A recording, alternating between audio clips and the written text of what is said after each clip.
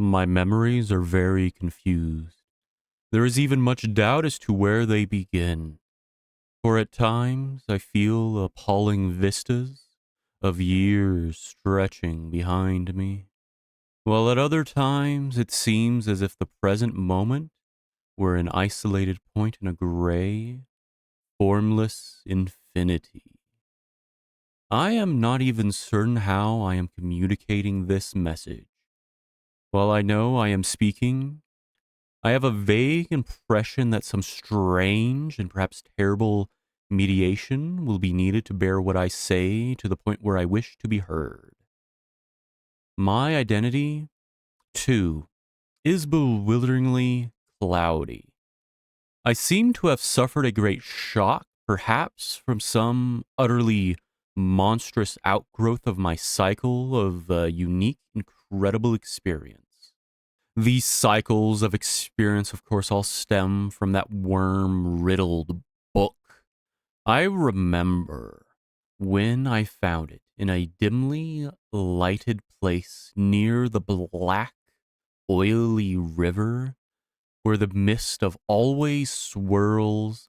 That place was very old, and the ceiling high shelves full of rotting volumes reached back endlessly through windowless inner rooms and alcoves.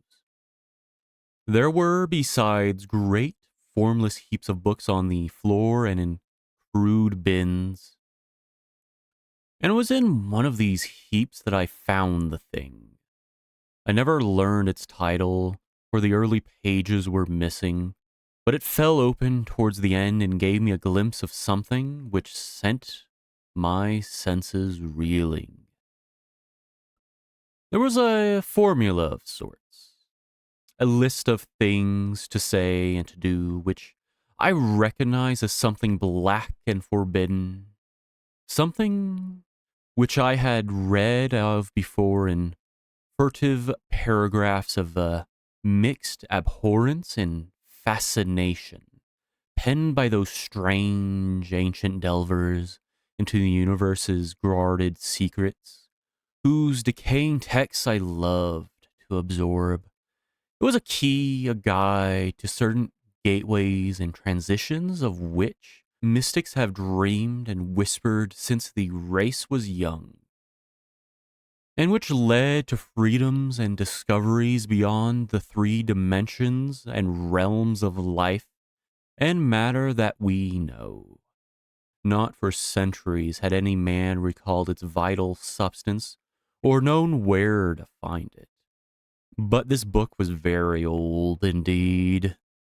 No printing press, but the hand of some half-crazed monk had traced these ominous Latin phrases in uncalious of awesome antiquity.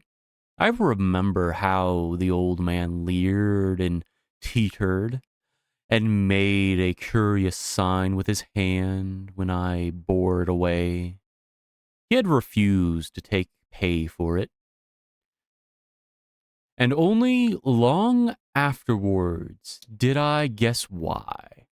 As I hurried home through those narrow, winding, mist-choked waterfront streets, I had a frightful impression of being stealthily followed by softly paddling feet. The century-old, tottering houses on both sides seemed alive with a fresh and morbid malignity, as if some hitherto closed channel of evil understanding had abruptly opened. I felt that those walls and overhanging garbles of mildewed brick and fungerous plaster and timber with fishy-eyed, like diamond-paned windows that leered could hardly desist from advancing and crushing me. Yet I had only read the least fragment of that blasphemous rune before closing the book and bringing it away. I remember how I read the book at last, white-faced and locked in the attic room that I had long devoted to strange searchings. The great house was very still, for I had not gone up till after midnight. I think I had a family then.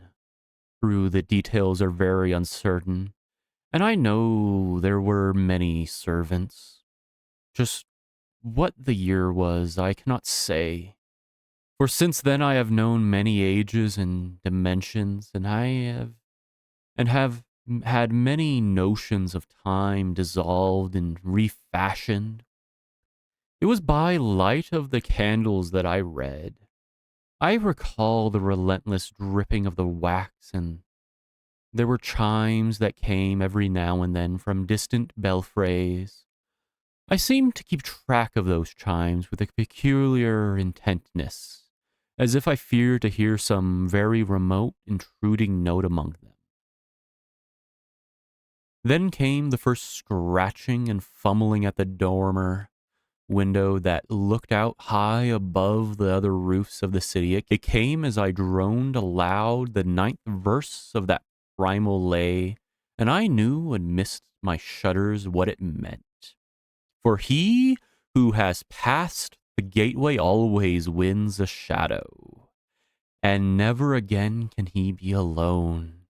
I had invoked, and the book was indeed all I had suspected.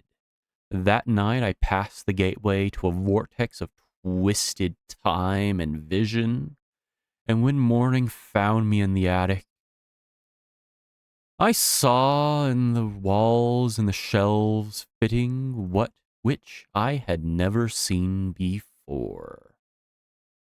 Nor could I ever after see the world as I had known it.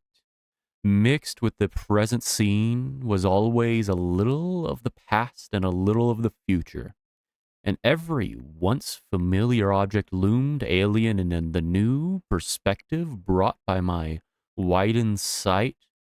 From then on, I walked in a fantastic dream of unknown and half shapes, and with each new gateway crossed, the less plainly could I recognize the things of the narrow spheres to which I had so long been bound.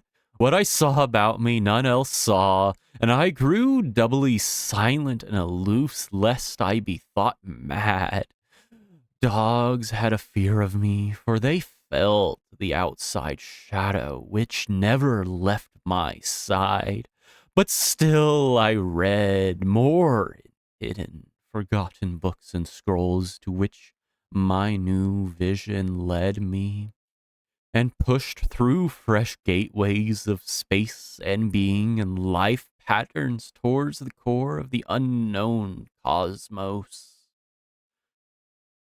Oh, I remember the night I made the 5 concentric circles of fire on the floor and stood in the innermost one chanting that monstrous litany the messenger from Tartary had brought.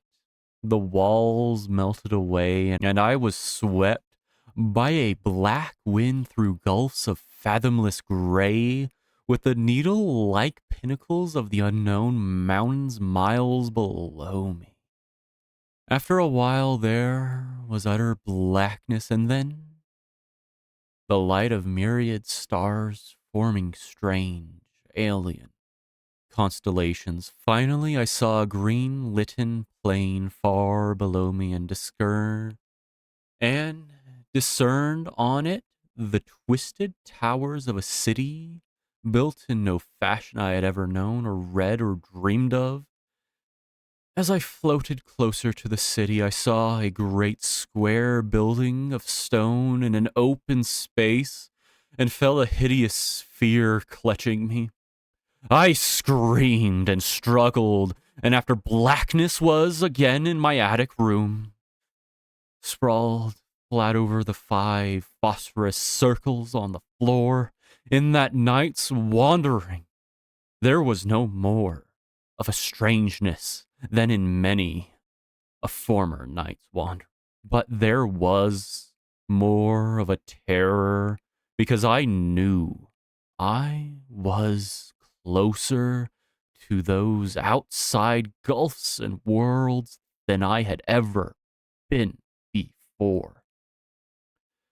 Thereafter, I was more cautious with my incantations, for I had no wish to be cut off from my body and from the earth in unknown abysses whence I could never return.